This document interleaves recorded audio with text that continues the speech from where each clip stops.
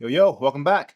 This is part two of the Know Your Laws for the H4M, Portapack Mayhem, and or Flipper Zero. They all kind of mesh together really for their capabilities and things that you should be aware of when you're getting into these devices, and just trying to keep you guys safe and at the same time keep you guys legal. So enjoy, and again, thanks for your time.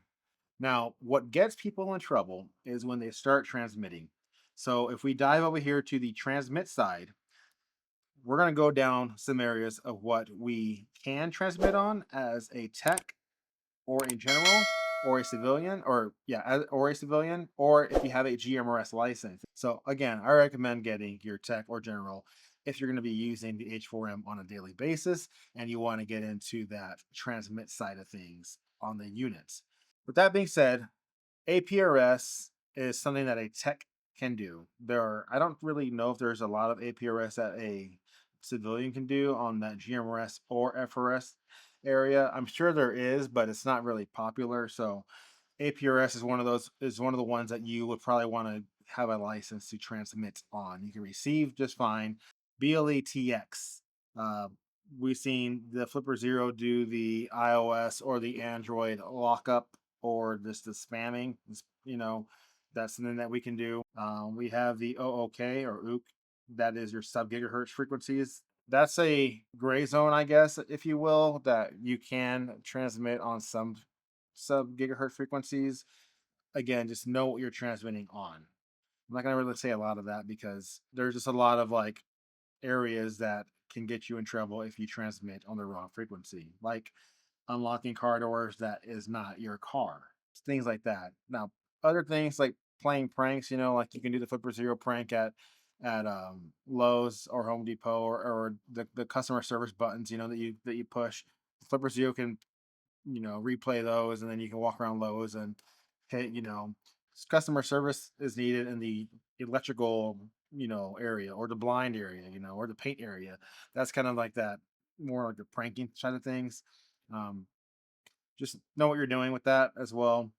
And then Poxi TX, usually you want to have a tech license to at least transmit on that. You can see a few of my other videos where we had the old school pagers that I had, and then we were able to transmit back and forth via the Poxag from the Porter Pack to a pager, and some other different things that we did with that in that video.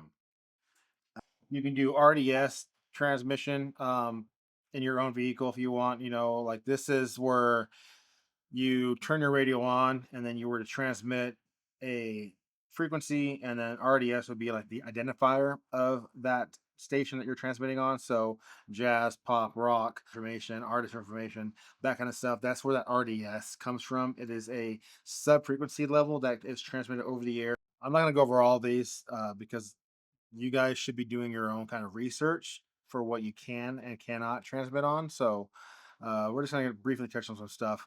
So we have our soundboard, we have touch tunes, and Morse code. The majority of those, kind of be careful again with what you're doing. Key fobs, if you don't own it, don't do it. Jammer, this is for like educational purposes. This little app right here, okay? The Jammer app is on the Mayhem. And again, if you're not in an area or you're not licensed to jam, then don't do it. And then we have GPS simulator. Now, there are different ways to legally simulate GPS frequencies or a GPS environment. And usually it has to be a closed system. So you can take like a porta pack, another porta pack, and instead of having an antenna to antenna, you can go from, I believe you would just go from your SMA port to the other SMA port, and then one would be on receive, one will be on transmit, and it's a closed system. There are no frequencies or emissions going out of that system. This has been done in other areas like a Raspberry Pi emulating flight traffic for ADS-B from RX to TX.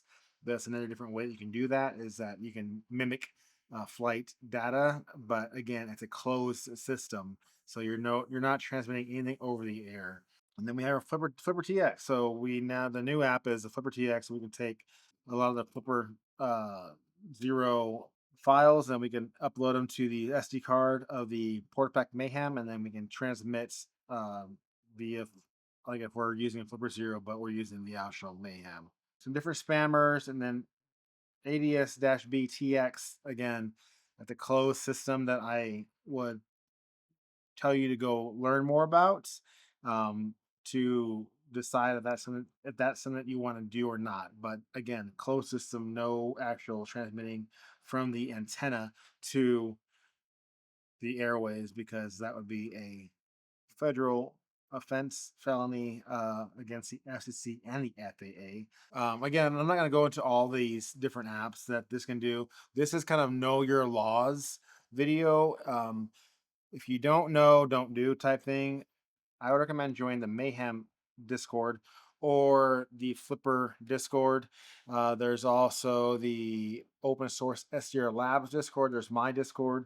There's a lot of Discords out there that you can join that can kind of guide you in a sense to what you can and cannot do.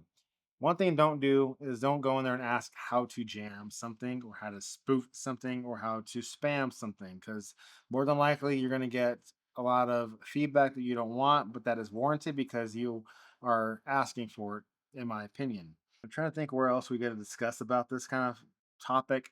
I know this is not like my typical video. It's more like a me talking to you and just rambling on about different things that I've learned over the past.